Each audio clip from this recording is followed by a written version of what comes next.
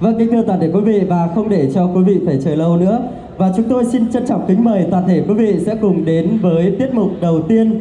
đến từ tốp múa trường Trung học phổ thông Tuận Giáo, sẽ cùng gửi tới toàn thể quý vị với màn múa Xuân Về trên bản Mông.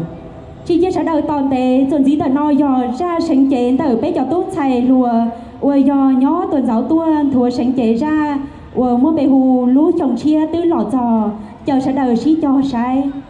Và xin mời quý vị sẽ cùng dành một tràng pháo tay để cùng chào đón tiết mục đặc sắc nhất trong buổi tối ngày hôm nay là tiết mục chào mừng. Xin mời ạ. Họ sẽ đời mua tệ phòng công trò riêng hết số ba số lọ rềm riêng nộp tứ tàu pi giờ sẽ đời sĩ cho sai.